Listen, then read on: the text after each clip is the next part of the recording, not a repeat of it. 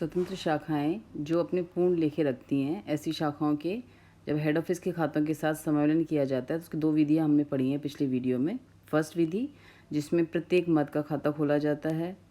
दूसरी विधि जब स्पष्ट सूचना नहीं हो तो हमें पहली विधि का ही प्रयोग करना है। स्पष्ट सूचना यदि है जिसमें कह रखा है कि ट्रेडिंग के आइटम को सिर्फ ट्रेडिंग आइटम को ट्रेडिंग के नाम से और पेन लगा आइटम को पेन के नाम से खोलना है और पूंजीगत मदों को उनके व्यक्तिगत नामों से खोला जाएगा। यदि ऐसी स्पष्ट सूचना है तो हमें दूसरी विधि को प्रयोग में लेना है।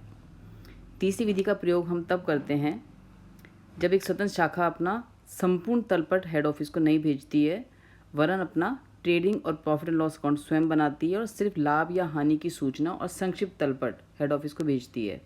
यानी फाइनल अकाउंट्स में ट्रेडिंग और P&L खुद बनाती है। अपना नेट प्रॉफिट निकालने के बाद सिर्फ नेट प्रॉफिट और असेट्स और लायबिलिटीज़ की सूचना के लिए हेड ऑफिस को भेजती है। तो फिर हम इसमें तीसरी विधि काम में लेंगे जिसमें लाभ हानि और संपत्तियों एवं दायित्वों का सम्मिलन ही किया जाता है। इस विधि के अंदर हम शुद्ध लाभ या हानि का सम्मिलन करेंगे, जिसकी प्रविष्टि हमारी यदि लाभ है तो हमारी एंट्री बन जाएगी branch account debit to general profit and loss account. यदि लॉस है तो इसकी रिवर्स एंट्री बन जाएगी general profit and loss account debit to branch account. संपत्तियों के लिए अलग अलग संपत्तियों के नाम से खाते खोले जाएंगे। असेट्स के लिए branch assets account debit to branch account. Liabilities के लिए branch liabilities account debit to branch account debit to branch liabilities account.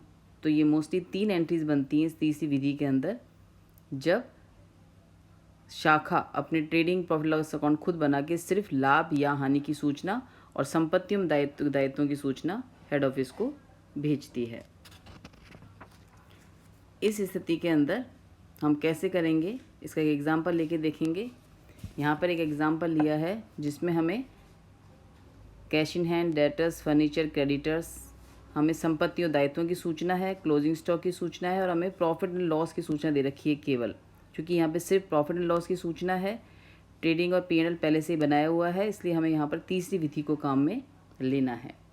इस स्थिति में चूँकि यहाँ पे नेट प्रॉफिट हो रहा है तो हमारी पहली एंट्री बन जाएगी यहाँ पर Ajmer branch account debit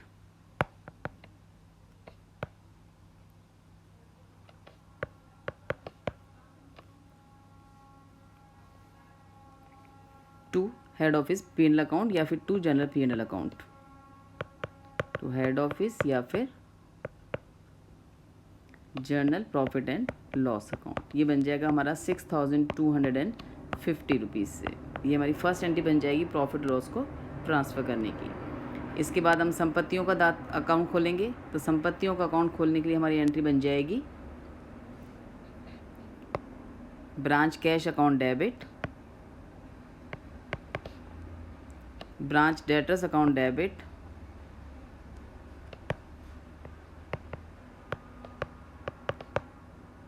branch furniture and fixtures account debit,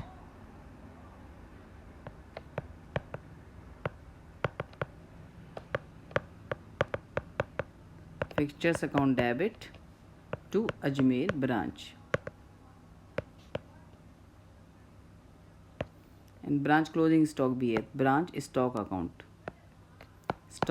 debit. Stock है हमारा 5200, कैश है 6250, debtors 12000 and furniture 1900। Totally entry बन जाएगी हमारी 25350 रुपीज़ से। एक लायबिलिटी भी है हमारे क्रेडिटर्स जिसके लिए हमारी एंट्री बन जाएगी, ये सब एंट्री बनेगी हमारी 31 मार्च 2019। और थर्ड लायबिलिटीज़ के लिए एंट्री बन जाएगी Ajmer branch account debit to branch creditors account,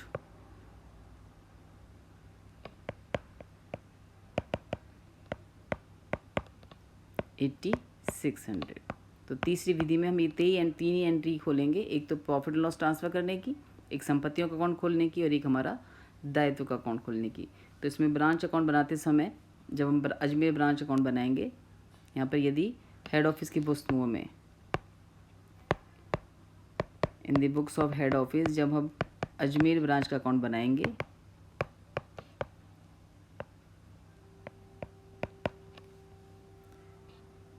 तो हमारी सारी संपत्तियाँ आ जाएंगी by branch cash account, by branch debtors account,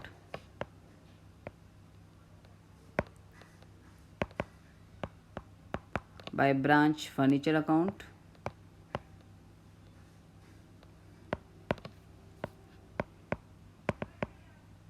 and fixture account, and by branch closing stock account.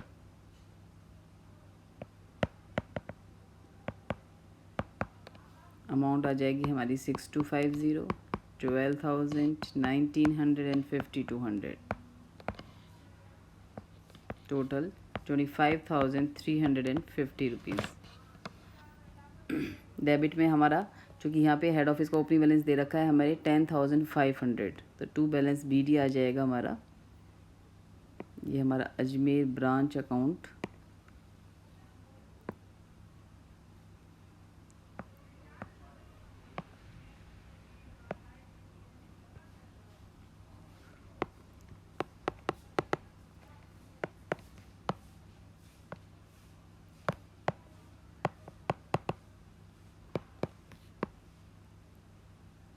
यहाँ पे आ जाएगा टू बैलेंस BD जो मैं ट्रायल बैलेंस में दे रखा है 10,500। फिर टू हेड ऑफिस P&L या जनरल P&L जो हमने ट्रांसफ़र किया था वो आ जाएगा हमारा 6,250, और एक हमारे क्रेडिटर्स आ जाएंगे to branch creditors account 8,600। Balance हमारा टैली हो जाएगा। तो इस तरीके से हमारा ब्रांच अकाउंट बनेगा तीसरी विधि के अंदर। तो ये हमारी थर्ड विधि है। ऐसे हमने 3 विधियाँ देखी हैं। पहली विधि जिसमें हमें प्रत्येक मद का खाता खोलना है, यदि प्रश्न में इस पर सूचना नहीं है तो हमें प्रथम विधि का ही प्रयोग करना है। यदि प्रश्न में हमें आयगत मदों की स्थान पे मतलब आयगत मदों और पूंजीगत मदों को स्पष्ट कह रखा है कि आयगत मदों को ट्रेडिंग और P&L के नाम से दिखाना है, तो ट्रेडिंग के सारे डेबिट के आइटम्स को जोड़कर ट्रेडिंग अकाउंट के थ्रू, क्रेडिट के आइटम्स को क्रेडिट अकाउंट में ट्रांसफ़र करेंगे। इसी तरीके से P&L के डेबिट आइटम को जोड़ के P&L के नाम से और क्रेडिट आइटम्स की P&L क्रेडिट के नाम से एंट्री करेंगे। संपत्तियों के लिए अलग अलग खाते खोले जाएंगे। तीसरी विधि का प्रयोग हम तब करेंगे जब प्रश्न में हमें सिर्फ लाभ हानि की सूचना है और संपत्तियों दायित्वों की सूचना है। तो ये 3 विधियां हैं जब शाखाएं हमारी पूर्ण स्वतंत्र होती हैं, अपने खाते खुद बनाती हैं, पूर्ण लिखी खुद रखती हैं, अपने यहाँ पर डबल अकाउंटिंग सिस्टम से एंट्री करती हैं, जब ट्रायल बैलेंस बना के फाइनल अकाउंट्स बनाती हैं। ऐसी इंडिपेंडेंट शाखाओं का जब हेड ऑफिस से समावेशन किया जाता है तो उसकी ये 3 विधियाँ अपन ने इन 3 वीडियो में देखी।